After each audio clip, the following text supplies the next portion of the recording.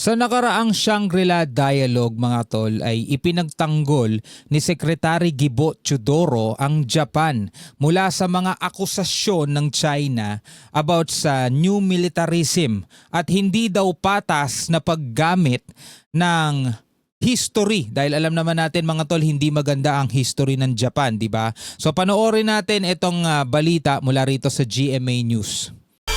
I'm just a young nigga chillin' on it. First time I seen ice was a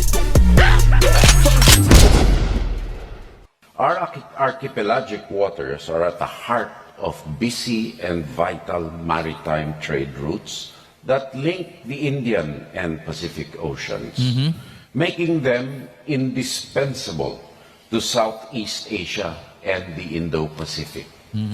Hence, the Philippines is well placed to safeguard maritime liberty and the legal and physical infrastructure that enables the world to sail, to trade, and to prosper. We will do our part in defending the autonomy of ASEAN member states and in ensuring that Southeast Asia remains peaceful, stable, and free from undue influence of any single hegemon. O baka meron diyan mga anti Secretary Gibo Teodoro at pro-China ang magsasabing ang yabang naman ng natin, secretary natin. 'Di ba? May mga sinasabi-sabi pang ipagtatanggol at dedepensahan ng mga karapatan ng malayang paglalayag. Mga tol, kasi tungkulin natin 'yun bilang isang bansa at sabi nga rito ni Secretary Gibo, gagawin lang natin yung ating part. Hindi lang naman tayo mag-isa gagawa niyan eh. Yung mga bansang nakapalibot diyan at isa tayo sa makikiisa, no, at gagawin ng parte natin para mapanatili ang kalayaan ng paglalayag dito sa karagatan mga tol. Laban doon sa mga nang-aangkin at gustong solohin kung ano yung nandiyan. Particularly those that have interests actively antagonistic to any of our member states. Di ba? Ultimately, as strategic sentinel, we will stand watch over our sovereign rights and entitlements. Yan, isa pa yan. Kailangan talaga nating protektahan yung sovereign rights natin at saka yung entitlement natin. Karapatan kasi natin yun eh. Bagamat meron tayong mga kaibigang bansa na tumutulong sa atin, sumusuporta sa atin, pero tayo ang pinakadapat. No, wala nang iba. Tayo ang pinakadapat na kumikilos tungkol sa mga bagay na ganyan. And as guardian of freedom of the seas, we will stand watch with the international community for this part of the world. This vision is already coming to life through our ever-expanding network of allies Yan. and partners. Kaya tayo nakikipag-alyansa ngayon, which is ayaw gawin o ayaw mangyari ng ibang bansa dyan, di ba? Kasi ang gusto nila mga tol, di ba, Pilipinas, maliit na bansa, puro korap. Number 3 tayo mga tol, top 3 tayo sa pinaka-corrupt na bansa. So, dapat ka bang maging proud? O, top 3 tayo. So ang baba ng tingin sa atin ngayon ng ibang bansa, lalong-lalo na syempre netong, alam nyo na, ayoko na lang banggitin. Diba? Ang gusto nila, tayo lang. Wala tayong ibang kakampi. Kasi nga mga kapatid, kapag bully ka, gusto mo, yung binubuli mo, walang mga kakamping malalakas na bansa. Kasi kapag merong mga kakamping malalakas yan, hindi mo na siya mabubuli. Diba? Kalungkutan ngayon sa iyo yun kasi bully ka nga eh. Kaya ayaw nung bansang yun, nung higanting bansang yun na magkaroon tayo ng mga kaalyado. Kaya nga whenever mga kapatid na nagsasagawa tayo ng mga military drills, balikatan, di ba? Wala silang ibang ginawa kundi magreklamo ng magreklamo, punahin ng punahin, tumutol ng tumutol sa ginagawa natin. Tila baga parang wala tayong karapatan gawin yun. Samantalang independent country tayo, di ba? Meron tayong sariling watawat at karapatan nating gawin yung mga bagay na ganyan, palakasin yung ating sandatahan. Unfortunately, we are witnessing the improper use of history, Yan.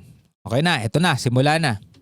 including the unfair vilification of Japan to obscure one's own misbehavior at present, Japan certainly is a model citizen of the world. I think there is unanimity among almost all of us. Actually mga tol, talagang dapat Japan nga ang tinutularan eh. Una yung disiplina nila doon mga tol, hindi matatawaran ng disiplina. Tanong nyo pa kahit kanino, ibang klase disiplina nila. Well, marami din silang baho, marami din silang kasiraan at marami din silang part ng kultura nila ang hindi nakaka-proud o hindi natin dapat gayahin. Pero kung ikukumpara natin sarili natin sa kanila, talagang napaka-advanced nila sa atin at yun yung dapat isa natin sa tinutularan.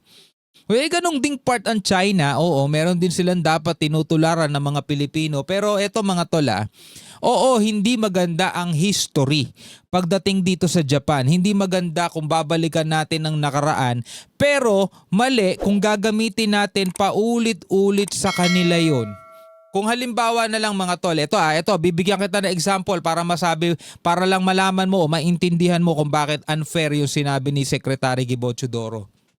For example, merong isang tao, nakulong, nagkasala kasi, 'di ba? Nabilanggo, ex-convict, nagbagong buhay, natutunan ng mga pagkakamali niya, lumabas na ng kulungan, nakalaya na. Tanong, hindi niyo na ba siya bibigyan ng pagkakataon at lagi na lang bang ibabalik, ipamumuka sa kanya yung ginawa niyang pagkakamali sa nakaraan na tila baga tinapos mo na yung kanyang buhay, wala ka ng pag-asa, ex-con ka na, 'di ba? Hindi ka na makaka-move, hindi ka na magkakaroon ng bagong buhay, nakatatak na yan habang buhay sa iyo.